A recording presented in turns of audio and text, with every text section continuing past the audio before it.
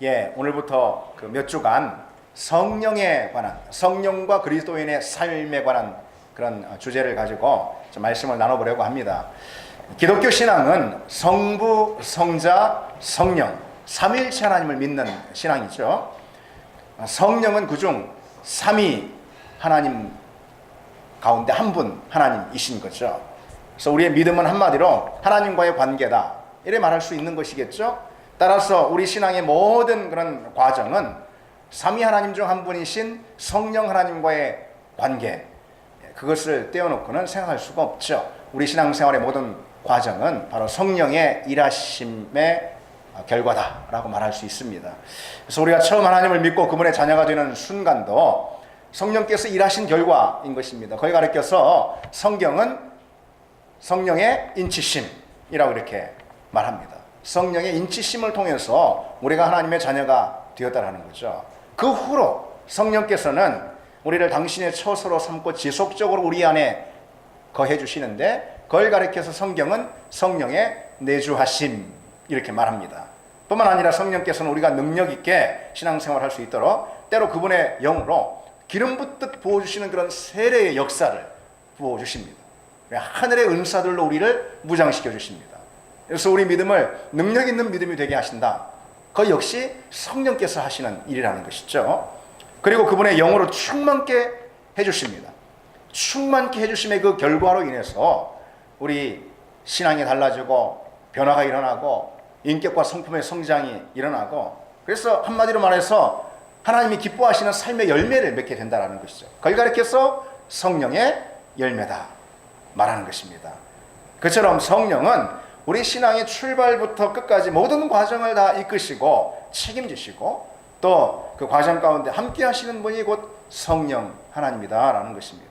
우리 신앙은 성령의 역사로만 가능한 것입니다. 뿐만 아니라 교회 역시 마찬가지. 교회가 세워지고 교회가 지탱이 되고 교회가 하나님의 일들을 힘있게 해나가는 것 역시 성령께서 하시는 일이다. 그러니까 성령은 교회의 주권자시고 교회의 모든 사역들의 주체가 되시는 분입니다.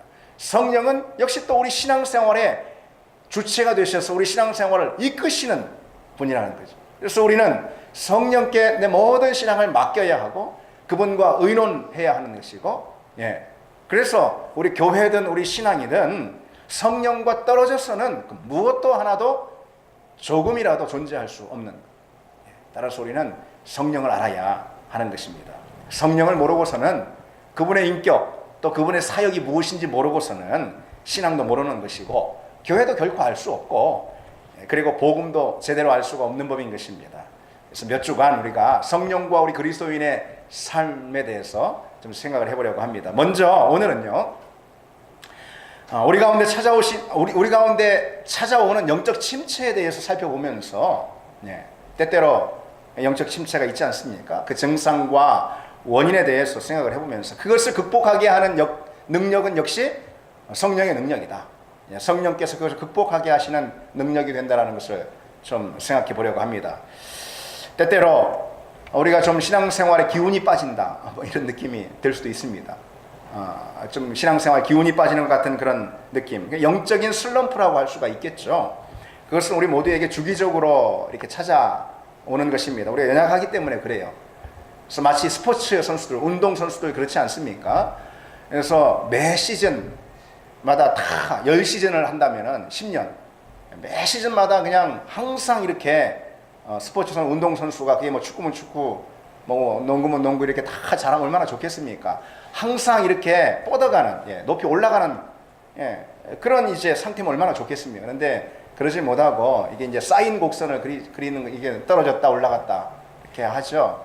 이게 이제 슬럼프라고 하지 않습니까? 그런 슬럼프는 스포츠 선수들이 자주 경험하는 그런 몸의 상태입니다. 육신의 상태. 근데 그것이 우리 그리스도인들에게는 영적 상태로 경험될 수 있다는 거죠. 영적 슬럼프라고 말할 수 있습니다. 그런데 영적 슬럼프가 큰 문제가 되는 것은 아니에요, 사실은. 근데 뭐가 문제냐면은 그 영적 슬럼프가 장기화돼가지고 굳어져 버리는 거, 그것은 영적 슬럼프라 말하지 않고 영적 침체라 말할 수가 있습니다. 그것이 문제입니다. 더군다나요, 자기가 영적 슬럼프에 깊은 깊은 침체에 빠졌다라는 것 자체를 알지 못하는 상황. 이게 영적 침체인데요. 예. 슬럼프는 알아요. 내가 지금 슬럼프에 빠졌지? 알아요. 예. 운동선수들도 아는 것처럼 우리가 영적으로도 좀 기운이 빠지는 것, 슬럼프에 빠지는 건 알아요. 그러면 다시 회복이 되거든요. 침체는 그걸 몰라요. 예. 내 깊은 영적 침체에 빠졌는 것 자체를 알지 못해요. 그래서 그것에 필요한 어떤 조치도 취하지 않게 되는 것이죠. 그게 큰 위험인 것입니다. 그러면은 그와 같은 영적 침체의 증상이 있다면은 증상을 통해서 우리가 내가 지금 영적 침체에 빠졌지 확인해 볼 수 있지 않겠습니까? 진단을 할 수가 있는데 영적 침체에 빠졌다라는 것의 이 증상이 무엇이겠습니까? 물론 많은 걸 들 수가 있어요. 많은 걸. 몇 가지만 들면은 신앙생활의 무기력이나 또는 예배나 기도 생활의 습관화 또는 외식에 빠지는 것 뭐 등등을 들 수가 있을 겁니다. 근데 그렇게 되면은 그것이 동반하는 상태가 또 있어요. 예를 들어서 기쁨과 감사가 사라지게 되고요. 불안이나 두려움이나 이전에 그래 없었던 불평이나 원망들이 계속해서 내 마음에 자리하게 되는 것이죠.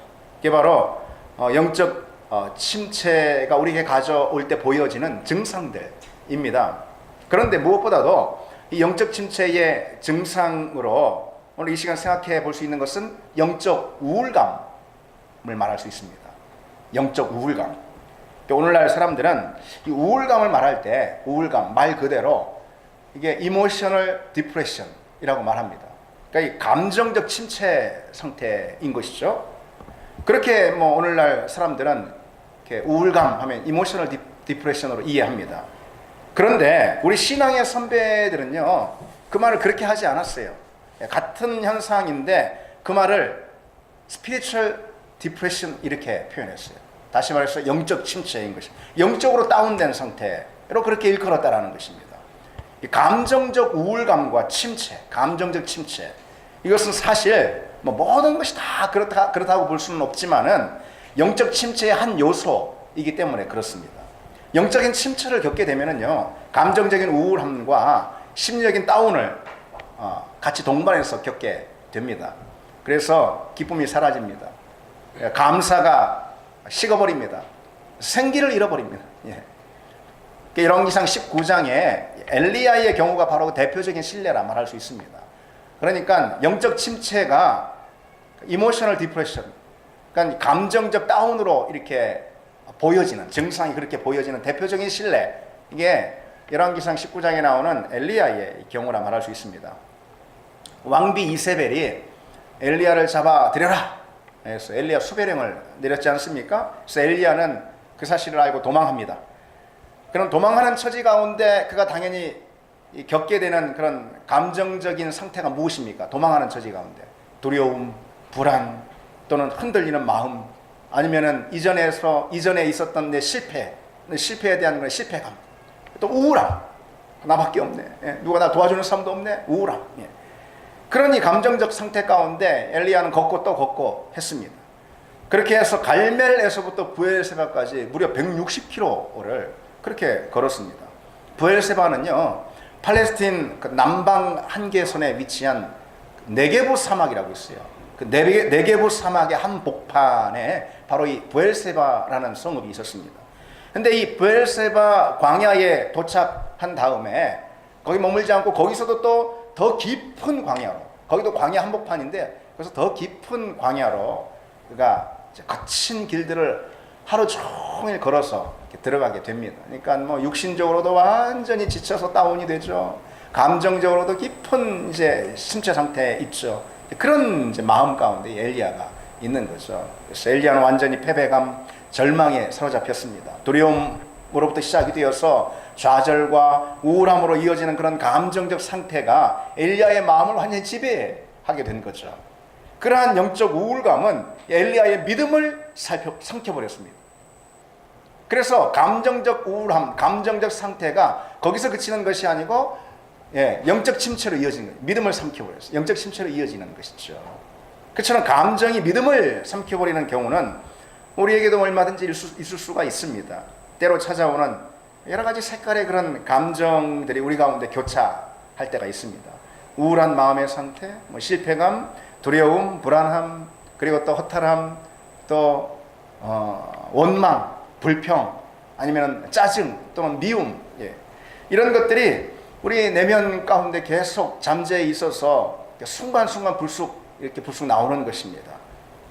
그리고 또 그런 부정적인 감정들이 또 서로 또 교차해요. 또 그래서 시시때때로 여러 가지 감정의 옷을 우리가 바꿔 입게 되는 경우가 있습니다. 그런데 중요한 것은 우리 믿음의 상태, 영적인 상태가 그 감정의 파도에 영향을 많이 받게 된다라는 겁니다. 감정적인 상승이 곧 영적인 상승이 될 수 있고요. 근데 그보다 엄밀한 표현은 뭐냐면요, 감정적인 상승은 곧 영적 상승의 결과인 것입니다. 이게 엄밀한 표현인 거예요.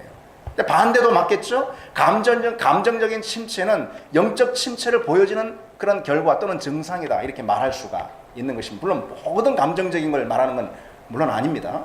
그러나 많은 경우 그럴 수가 있습니다. 엘리야의 경우를 통해 살펴볼 수 있듯이, 물론 잠시 지나가듯이 그런 감정적인 침체나 부정적인 그런 감정에 우리가 휩싸일 수는 있습니다. 그것이 큰 문제는 아니에요. 그러나 그런 부정적인 감정들이 내게 오랫동안 머물면서 떠나지 않고 있다면은 그건 문제가 되는 거예요. 혹은 그런 부정적인 감정들이 자주 내게 찾아와서 내 신앙생활을 한꺼번에 흔들어 버리고, 그래서 내 신앙이 한꺼번에 거기에 휩쓸려 버린다면은 그건 전혀 다른 문제가 되는 것입니다.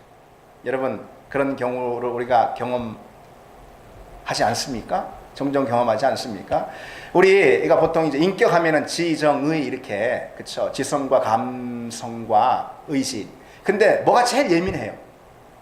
환경이나 여러 관계나 시시때때로 뭐가 제일 예민하고 또 냄비처럼 끓었다 식었다 그럽니까? 지성, 의지, 감정이 그렇죠. 감정이 가장 예민하게 어떤 환경에 반응을 하게 된다는 것이죠. 그렇다면은 우리 안에 영적 침체, 믿음의 다운 상태가 우리에게 딱 오면은 제일 민감하게 예민하게 먼저 반응하게 되는 것이 무엇일까요? 지적으로 하나님 안 계시, 이렇게 선언해 버립니까? 그 순간? 아니죠. 뭐가 제일 민감하게 예민하게 반응합니까? 감정입니다. 감정.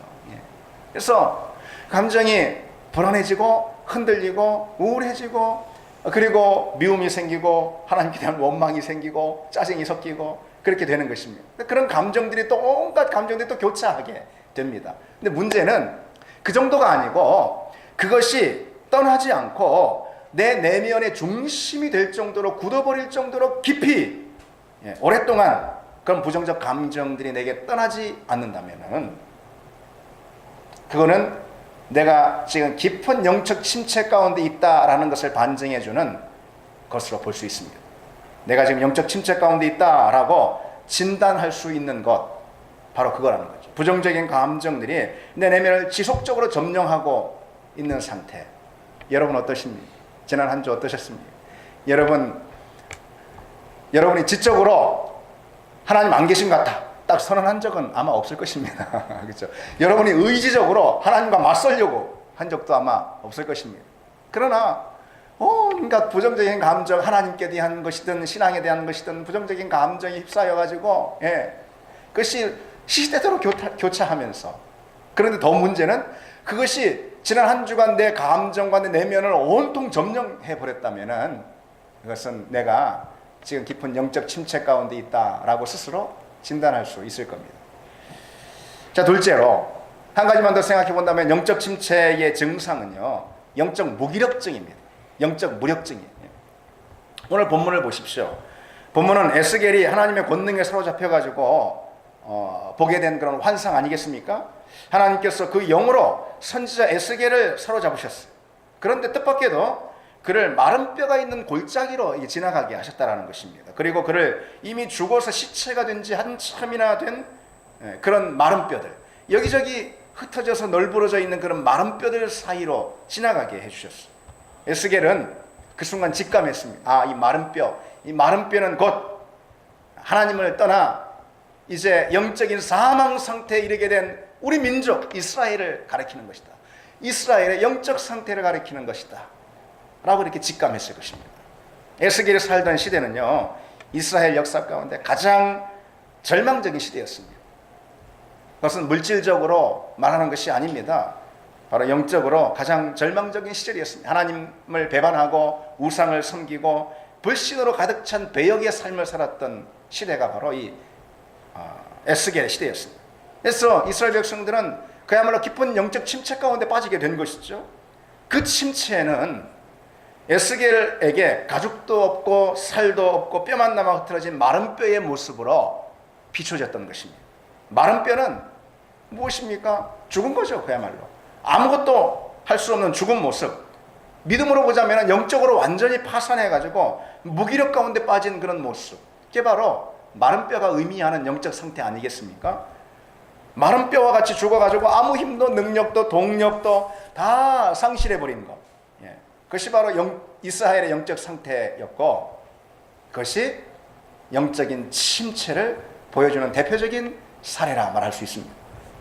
그러면 여러분, 이 에스겔의 환상에서 왜 수많은 그런 마른 뼈들이 골짜기 가운데 흩어져 있겠습니까? 왜 마른 뼈들이 그냥 잔뜩 쌓여 있어요? 왜요? 전쟁이 일어난 것입니다. 그렇죠. 전쟁이 일어나가지고 사람들이 다 죽은 거예요. 특별히 적군에 의해서 이스라엘 백성이 다 죽은 거예요. 엄청난 패전을 당한 것이죠. 다 죽어서 골짜기 가운데 널브러져 뼈만 남게 되었다. 근데 이것이 육신을 의미하는 것이 아니고 영을 의미해 주는 것입니다. 환상 가운데 너희들의 영적 상태가 바로 이와 같다. 그러면 그 전쟁은 어떤 전쟁입니까? 육신으로 하는 그런 전쟁이 아니고 영적 전쟁을 의미하는 것이죠.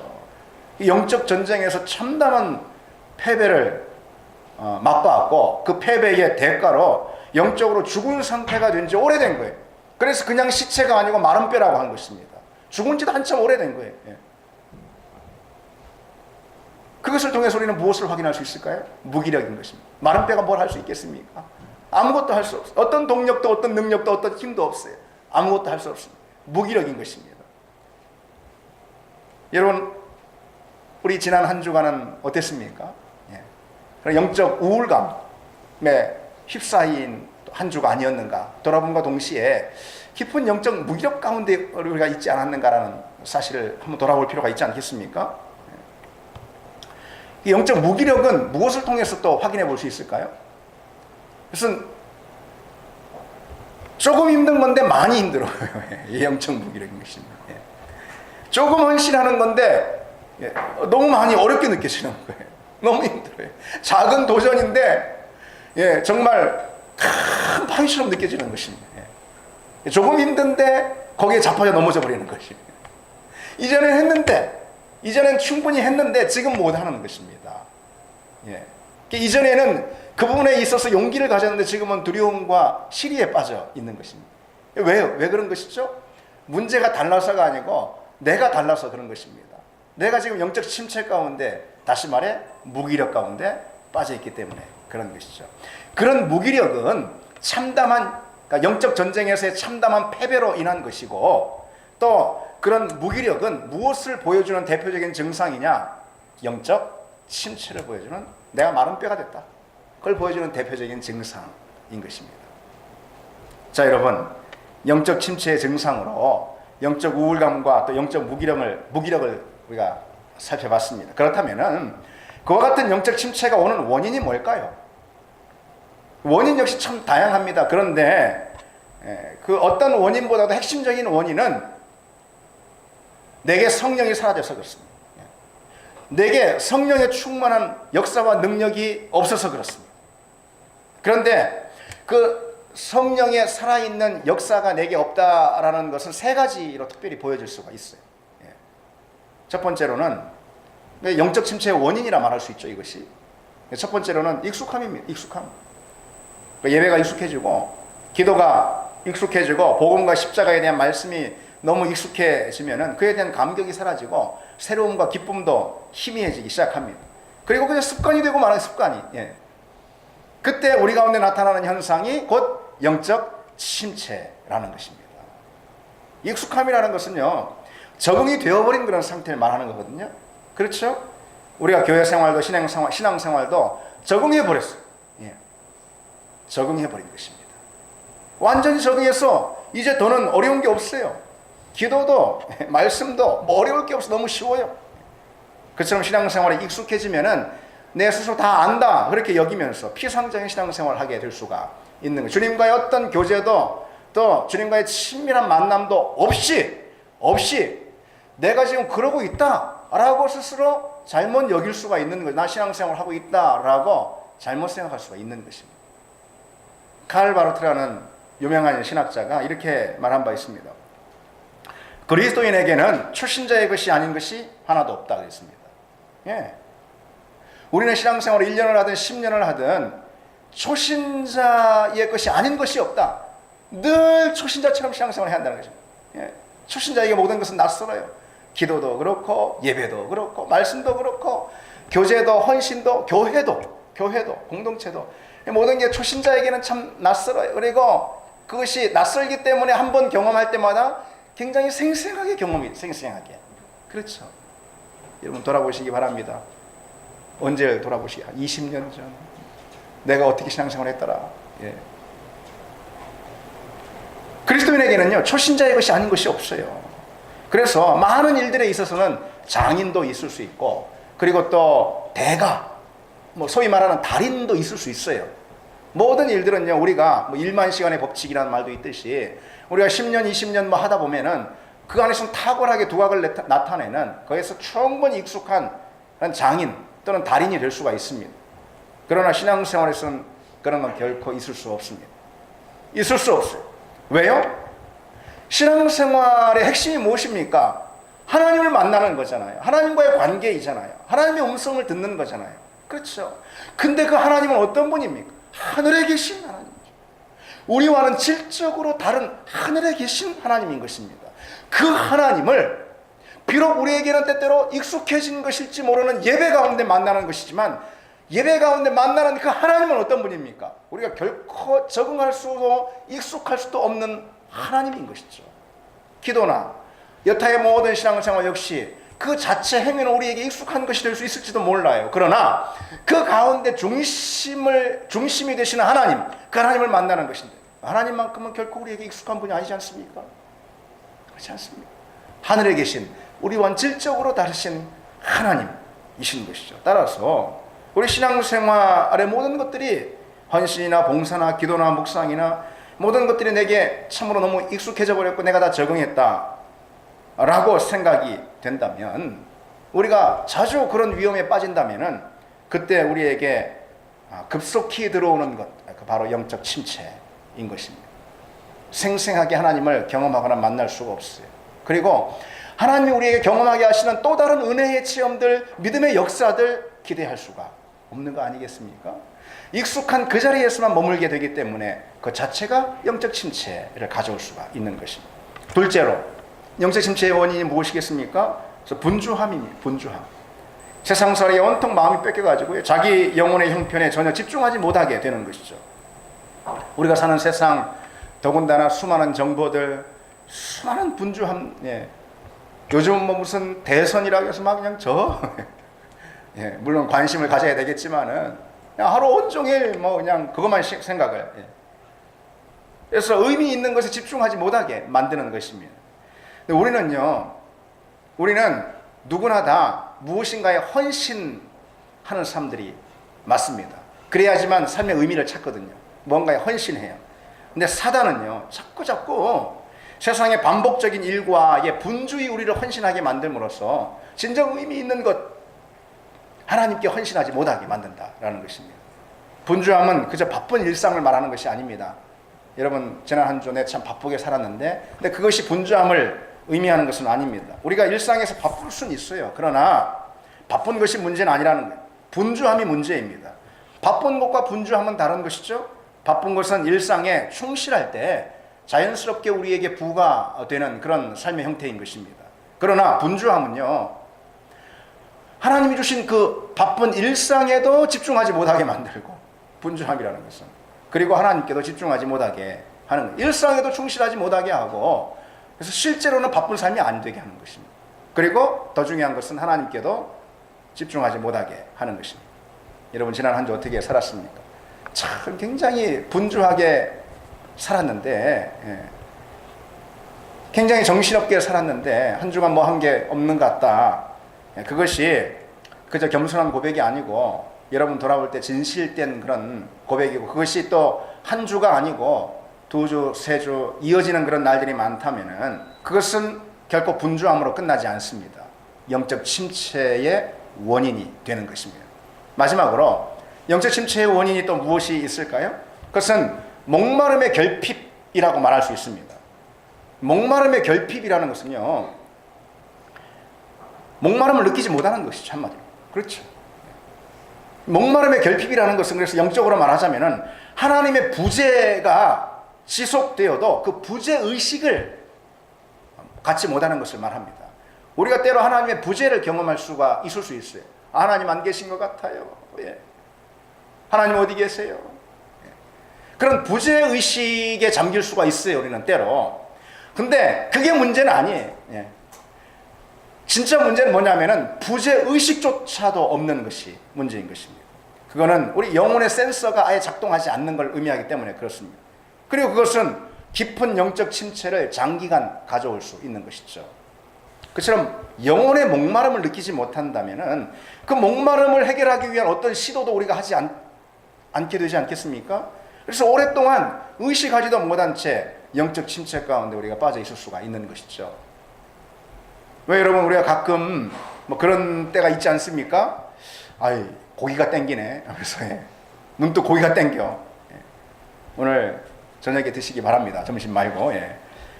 근데 평소 군것질 잘 안 하는데 불현듯 단 것이 땡기네. 단 것에 손이 가고 초콜릿을 먹고 싶고. 예. 난데없이 어떤 특정 음식에 우리가 충동을 느끼는 때가 뭐 있습니다. 물론 뭐 돼지들이야, 예, 저처럼. 예. 항상 그런 충동을 느끼지만은, 예.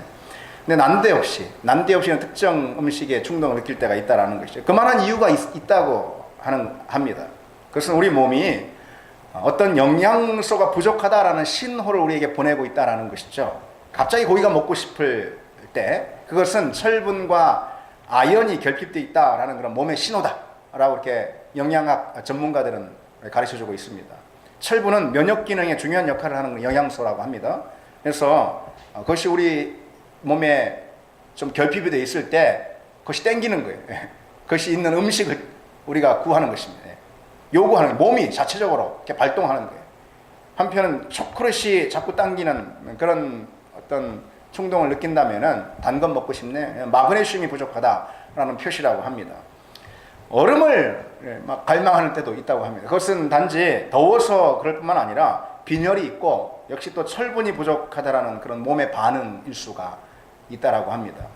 그러니까 왜 여자들이 임신을 했을 때 평소에는 거들떠보지도 한 번도 먹어보지도 않던 그런 순대나 족발을 사달라 뭐 그런 경우가 혹 있지 않습니까?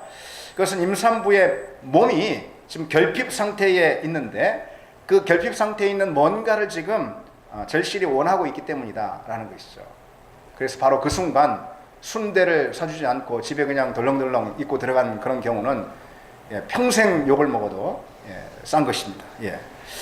그래서 우리 몸이 뭔가 결핍되어 있다라는 그런 신호를 보내고 있다는 것은 그 사실만으로도 우리 몸이 아직은 건강하다. 내 몸이 아직 건강한 상태다라고 말해주는 것입니다. 우리 영혼도 마찬가지입니다. 우리 영혼의 건강은 우선적으로 결핍 의식을 느끼고 있냐라는 것을 통해서 체크해 볼 수 있습니다. 오랫동안 기도하지 않았는데 기도에 대한 갈망이 전혀 내게 안 생겨요. 그럼 그 사람이 은혜로워서가 아닌 것입니다. 그것은 그 영이 죽어서 그런 거예요. 죽었어. 오랫동안 말씀을 보지 않았는데 말씀에 대한 어떤 간절함이 내게 없어요. 없어. 그것은 우리 영혼이 죽었다라는 것을 말해주는 거예요. 하루만 기도하지 않았는데도 마치 죽을 것 같고 숨이 막힐 것 같아요. 그것은 기도하지 않은 문제보다도 그 사람에게 비록 하루지만은 그게 문제인 것이 아닌 거죠. 그 사람은 영적으로 살아있는 것입니다. 살아있는 것이죠. 반면에 결핍 의식 자체가 없는 것, 이미 영적으로 죽은 것이고 바로 그런 상태를 가리켜서 깊은 영적 침체다라고 말할 수 있는 것입니다. 여러분, 그렇다면 우리가 왜 그 결핍을 느끼지 못할까요? 영적인 결핍을? 그것은요, 또 역시 여러 가지가 있을 수 있지만은 내가 지금 많이 채워져 있다라는 그런 포만감을 스스로 갖기 때문에 결핍의식을 느끼지 못하는 거예요, 영적으로. 그런데 그 포만감은 사실 사단이 우리를 속이는 것입니다. 뭐냐면은 세상의 좋은 것들 누리면서 그것이 우리 영혼에도 좋은 것이라고 속고 있기 때문인 것이죠. 그저 내 마음이나 내 감정이나 내 생활에 만족을 한 것인데 그것이 곧 내 영혼의 만족인 것처럼 속고 있는 것입니다. 사단의 속임수인 것이죠. 그래서 전혀 의식하지 못한 채 우리는 영적으로 결국은 핍절하게 되는 것입니다. 여러분 다시 한번 떠올려 보시기 바랍니다. 영적 침체를 가져오는 원인은 이처럼 익숙함이라고 그랬어요. 분주함이라고 그랬어요. 목마름의 결핍이라고 그랬어요. 그런 것들을 통해서 결국 우리가 영적 우울감을 갖게 되고 그리고 영적인 무기력에 빠지게 된다 했습니다. 그것이 곧 영적 침체의 증상이라 그랬습니다. 그러면은 여러분 그런 영적 침체를 극복하는 길은 무엇입니까? 오늘 그 증상과 원인에 대해서만 길게 이야기했는데 핵심적으로 영적 침체를 극복하는 길은 무엇입니까? 성령이 임해야 하는 것입니다. 성령을 갈망하고 성령을 붙들어야 하고 성령이 내 내면을 점령해야 되는 것입니다. 오늘 본문 5절에 주 여호와께서 이 뼈들에게 이같이 말씀하시기를 내가 생기를 너희에게 들어가게 하리니 너희가 살아나리라 그랬습니다. 하나님의 생기 곧 성령이 부어지면 우리가 살아난다 그랬습니다. 여기서 이 생기라는 단어는요 창세기 2장에 나오는 그 생기라는 단어와 똑같은 단어입니다. 루하흐라는 단어로 창세기 2장 7절에 이렇게 기록되어 있습니다. 여호와 하나님이 땅에 흙으로 사람을 지으시고 생기를 그 코에 불어넣으시니 사람이 생명이 된지라 그랬습니다. 하나님께서 흙으로 사람을 빚으셨을 때 그것은 그저 빚어놓은 몸에 불과했습니다. 흙으로 지으신 육체에 불과했어요. 육체 가운데 여호와의 생기를 불어넣으시자 곧 생명, 다시 말해 살아있는 존재, 리빙 빙이 되었습니다. 여러분 이것은요 성경이 우리가 누구인지를 잘 설명해주는 매우 중요한 대목이라 말할 수 있습니다. 여러분 우리가 잘 알듯이 하나님께서 흙으로 사람을 빚으셨죠? 이게 사람을 지으셨다라고 되어 있는데 지으시다라는 것은 이게 형성하다 또는 모양을 만들다 이런 뜻입니다. 그러니까 흙으로 모양을 만드셨어요. 모양을. 그리고 거기에다가 생기 곧 하나님의 숨결 다시 말해서 그건 성령입니다. 루하흐 성령을 불어넣으시니 곧 살아있는 존재 생명이 된 것입니다. 따라서 우리가 처음 빚어지고 창조될 때도 그저 우리 몸 우리 육신은 그냥 하나님이 흙으로 빚어서 모양만 만드시는 거예요. 그건 뭐예요? 오늘 본문으로 보자면은 흙은 말라 비틀어진 뼈인 것입니다. 그렇죠? 죽어서 시체가 된 그저 뼈들에 불과한 것입니다. 그렇지 않겠습니까? 마른 뼈인 겁니다. 예. 그 마른 뼈, 사람 모양으로 만든 그 마른 뼈, 거기에 어떻게 하셨습니까? 하나님의 생기를 풀어 성령을 불어넣으셨어요. 그제서야 비로소 그 흙덩이 몸뚱이가 살아있는 생명, 생기 있는 존재가 되었다라는 것입니다. 이것은 처음 빚어질 때뿐 아니라 우리 인생 또 신앙생활의 모든 과정 가운데 공이 적용되는 그런 원리인 것입니다. 하나님의 생기가 끊임없이 우리에게 공급되어야지만 우리는 살아있는 존재, 비로소 신앙생활하는 그런 존재가 될 수 있는 것이고 그런 생기 있는 존재가 될 때 우리는 영적 침체와 거리가 먼 신앙생활을 하게 되는 것입니다. 여러분 우리는 살아있는 존재 맞습니까? 하나님께서 생기를 불어넣으셔서 우리를 생명이 되게 하셨는데 어느 순간 하나님의 성령을 다 떠나보내고 거절하고 거부하고 나 혼자 살고 성령 없이 성령에 대한 어떤 간절함과 기대와 초청도 없이 그저 나 혼자 신앙생활한다. 이것은 마른 뼈의 신앙생활인 것입니다. 죽은 신앙생활인 것입니다. 성령이 내 안에 오시고 내가 성령에 대한 간절함과 초대를 갖고 항상 그분을 부르고 그분의 임재의식에 가득 채워지고 성령의 충만함으로 내가 살 때 비로소 나는 살아있는 신앙생활을 하게 되는 것 뿐만 아니라 나는 살아있는 존재가 되는 것입니다. 여러분 예배든 또는 무슨 설교든 무슨 성찬이든 오늘 했지만 기도든 헌신이든 봉사든 다 마찬가지인 것입니다. 그 가운데 성령이 임하시지 않으면은 그건 다 마른 뼈의 예배, 마른 뼈의 기도, 마른 뼈의 헌신 마른 뼈의 신앙생활이 되고 마는 것입니다. 그건 더 이상 어떤 능력도 없습니다. 그런 깊은 영적 침체를 의미하는 것입니다. 깊은 그 영적 침체 가운데서는 아무것도 할 수 없는 것입니다. 그건 죽은 존재이기 때문에 그렇습니다. 언제 우리가 살아날 수 있습니까? 하나님의 생기가 우리 가운데 임할 때인 것입니다. 여러분, 그래서 여러분의 신앙생활 매 순간 매사에 하나님의 그 성령을 초대하고 갈망하는 여러분이 되시기를 바랍니다. 예배의 자리 나온다고 다가 아닌 것입니다. 기도면 기도, 우리 신앙생활의 모든 자리 가운데 그 자리 가운데 성령이 임하시고 성령이 이끄시고 주체할 수 없는 기름 부으심으로 성령이 채우시고 성령이 내 내면에 가득 채워지도록 갈망하고 그 성령을 초대하는 것, 그것이 곧 우리 신앙생활의 핵심 중에 핵심인 것입니다. 그것이 빠져나가면 마른 뼈가 되는 것입니다. 이제 말씀을 여러분 맺겠습니다. 하나님의 생기, 성령의 충만함을 간구하는 그런 여러분 다 되기를 바랍니다. 기도하시겠습니다. 사랑이 많으신 주님, 우리가 때로 깊은 영적인 침체 가운데 있을 때가